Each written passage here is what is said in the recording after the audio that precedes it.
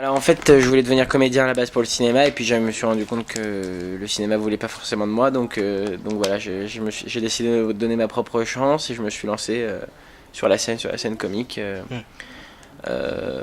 Voilà, petit à petit, au début par des scènes ouvertes et puis après, au fur et à mesure, dans de plus en plus grandes salles, quoi. Et ça fait quoi à 17 ans de monter pour la première fois devant ce public au Café de Paris? Ça fait peur? Ouais, Ça fait peur? Voilà. d'accord. Et au début, ça a plu tout de suite? Ça a bien marché le premier soir, mais comme la moitié, 70% de la salle était constituée de ma famille et de mes amis, c'était plutôt facile.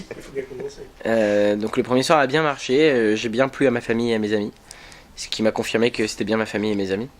Et après, je suis revenu le surlendemain au Churchman, et puis ça s'est un peu moins bien passé, puis après, ça s'est encore un peu mieux passé, et puis après, c'est encore un peu mieux passé, et puis après, un peu moins bien passé. Ça a fait comme ça, et puis après, j'ai compris le truc, quoi. J'ai capté le truc, donc j'ai commencé vraiment à écrire vraiment plein de nouveautés, plein de nouveaux trucs, et j'ai commencé à me balader dans les scènes ouvertes un peu partout dans Paris, quoi. D'accord, même avec Jamel, le Jamel Comedy Club? Oui, je l'ai fait, ouais. Ok. Aussi, ouais. Et donc, il y a pas longtemps, vous avez fait pour Ruquier, on ne demande qu'à en rire. Tout à fait. Et donc, vous avez dû arrêter. Ça vous a fait un beau succès, quand même? Ça m'a beaucoup servi et ça a été une expérience absolument formidable. Et puis voilà, je regrette pas d'avoir arrêté, je regrette pas de l'avoir fait. Vraiment, c'était un super truc, une super émission. J'ai pu assister, moi, à un enregistrement, justement. Et le jury, vous le trouvez dur ou...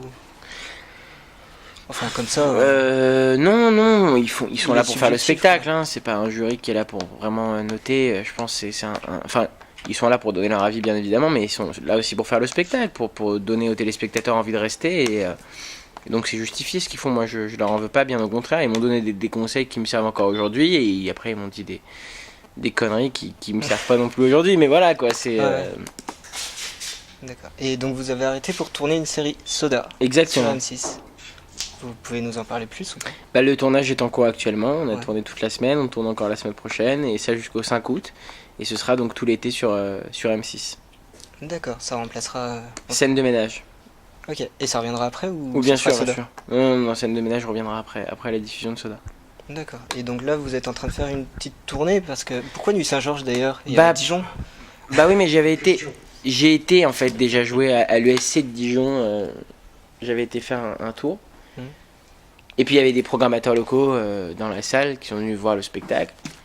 Et il y a plusieurs programmateurs locaux qui ont donc aimé et pris le spectacle. Et d'ailleurs on ira prochainement à Mâcon et à Chalon-sur-Saône. Mais les premiers à avoir programmé le spectacle, c'est donc Nuit Saint-Georges. Donc voilà D'accord. pourquoi je suis là aujourd'hui. Ah, tant mieux, c'est une belle ville, Nuit Saint-Georges. Ça reflète beaucoup la Bourgogne. La jolie Bourgogne. Voilà. Avec plaisir. Merci beaucoup. À bientôt Dijon.